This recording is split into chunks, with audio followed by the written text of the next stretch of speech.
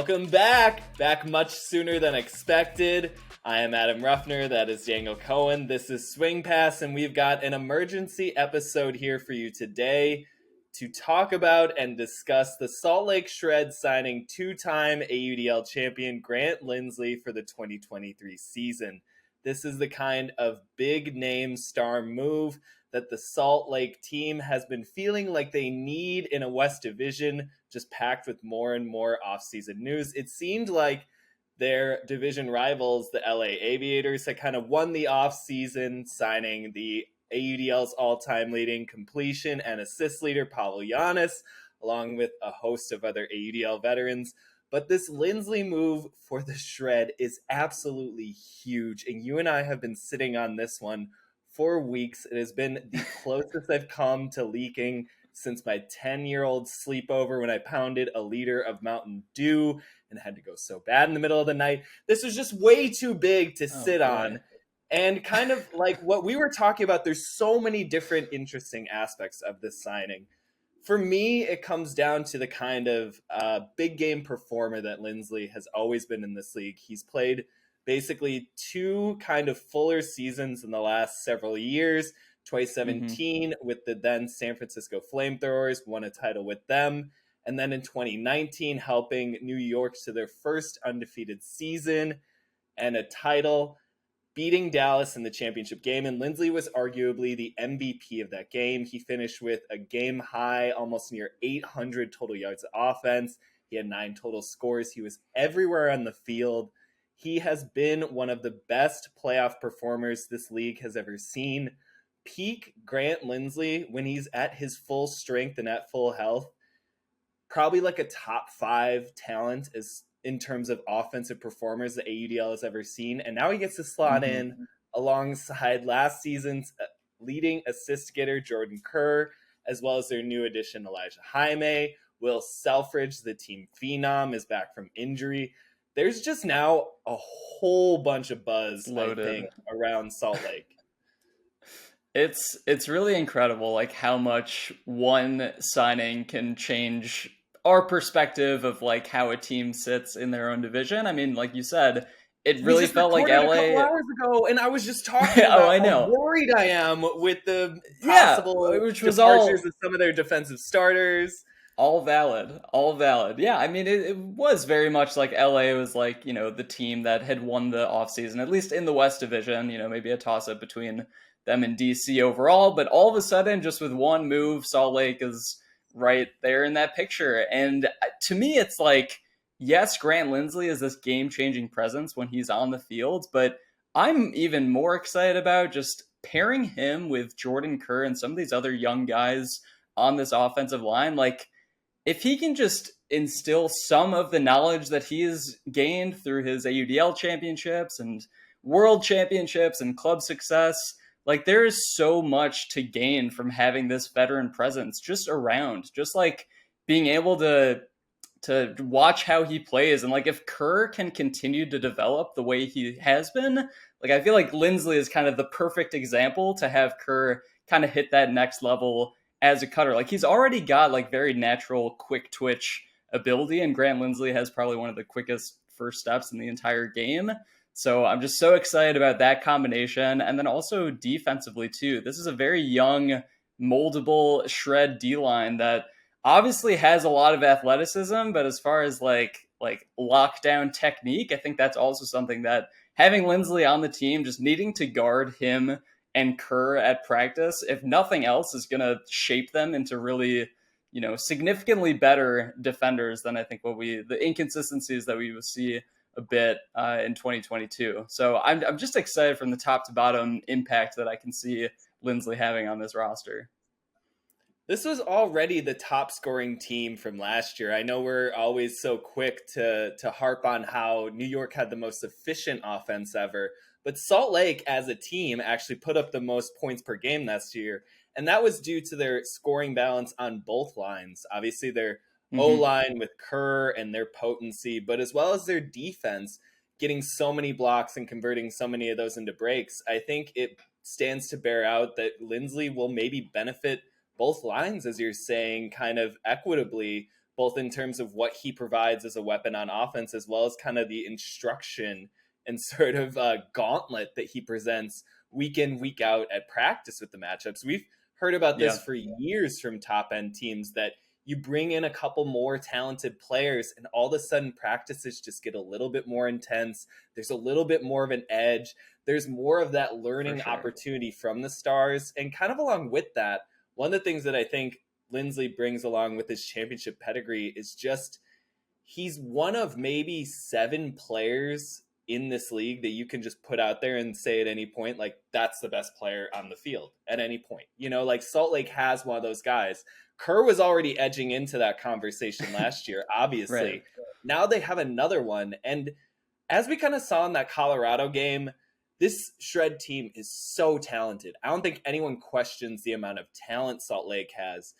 What remains to be seen is how it will kind of gel together. It was very apparent in that West Division final that Colorado was seeing eye to eye as far as talent, but their kind of like leader styled playmaking was just a little bit beyond what the Shred could provide, especially in the back half of the game in the third and the fourth quarters.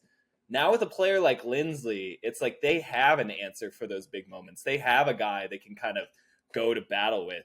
And again, this isn't to say that like the Shred didn't before, that some of these players can't evolve into those roles, but like Lindsley is such a field general. He's so decorated in terms of just winning in this sport. And just Salt Lake didn't really have a guy like that. Like half of our questions going into their first season was, this team is so young, who's even going to step up and who are they? Them, right? Yeah. And then they lose Joe Merrill this offseason, and that was kind of one of my questions, even going back to the episode we taped earlier today, which was who's going to step up and kind of fill that leadership role, that like guy who galvanizes the sideline when they go and make a big play.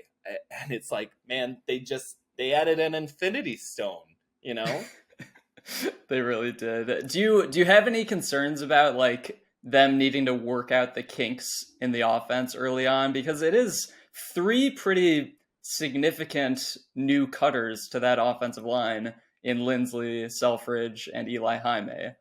So, like, I don't know that it's going to be smooth sailing from the get-go, but at the same time, it's hard to doubt, like, any one of those players. They seem like the type of guys that could slot in pretty effortlessly, really all 3 of them. And obviously Selfridge had, a lot of last season to practice with the team before his injury. But it is going to be kind of a new look Shred offense. I think there's too much talent, too much buy-in, and too much good coaching for there to really be a bad case scenario here, right? Like, I think the greatest concern just stems from the significant injury that Lindsley sustained last fall at Club Nationals, where he had to leave and go to the hospital due to a head injury. There was a lot of concern as to whether he would ever play again. So just to see him out here, to be medically cleared, to be in a state of play, I think that alone is kind of the vote of confidence that you would need going forward. I think the fact that you have Grant freaking Lindsley showing up to practice is enough to kind of get everyone motivated and get people to be like, all right, what do we need to do to get onto the same page? Because every other team in this league, all 23 other teams, want to add a Grant Lindsley. He is a starting line talent on any team, and yet I don't know that there's a better fit than this Shred team, right? Like there's such at like a good stage of kind of young and talented, but still moldable, still not quite totally defined in what they want their identity to be. For sure. It's so nuts that the signing news happened. Was it as we were recording or like a half hour after? I was like downloading the files. It's like getting set up to start editing it. It is. I mean, I don't know. Where do you think it ranks in terms of like biggest news of the offseason as far as singular player signings go? You think Pavel still has him beat? I think, I mean, in terms of true impact, I still think the Pavel news is just kind of ahistoric. Yeah. There isn't really anything quite like the all-time leader in 2 of the greatest passing categories leaving in his prime to go to a completely different division and ostensibly restart what he was just building in Chicago. Like that feels bigger. It's a little but too we good. knew of that. We knew that was coming. Like the move to the West was kind of preordained for a while. This, as far as like shock, like when I first heard Lindsley to Salt Lake, that just like opened a hole in my skull. Like that was out of nowhere. I didn't know of yet. We'll give it the most shocking news of the offseason superlative. By far. And now I mean the West is just who knows at this point. I mean, you really start to talk about who has the best optimal lineup. I still think it's Colorado. I still think it's up to the other teams to come and take it from the summit. But man, you know, I mean, Colorado at least sees this news and kind of goes, okay, all right. They're not going to be happy about it. I still think the 2 seed is more or less up for grabs between Salt Lake, LA, maybe even San Diego, surprising us. But at this point, it feels more like Salt Lake's to lose, right? I think that's where my mindset has shifted. It's like, okay, they were there last year. Their team is going to get better. Like, I'm just going to, like, I think marginally they will improve from last season to this season. They were an expansion team. Yeah, but we kind of forget that. We accelerated our expectations of them so greatly, I think. Right. They did 11 wins in year 1. Yeah. No, I mean, they won so many games last year. And like you said, their scoring was nuts. Like, I still think Kerr can get better, too, which is scary to think. But, like, a better Kerr with all the new weapons in this offense, it's a high ceiling for this Shred team. Yeah, I know. I go back and I scrub all of my worry away about what the defensive loss might mean, because I know that they just have a whole squad ready to run, and now they've kind of got this, you know, again, like a field general. It's like a commander card or something in Magic. Like it just it elevates everything else that they're trying to do. It's just an amplifier. But man, I can't wait now for the start of the season. That'll do it for this shorter episode of Swing Pass. Again, we will be back next week. I know I lied to you earlier today and said that we'd be a week later, but just too good not to share. We'll see y'all soon.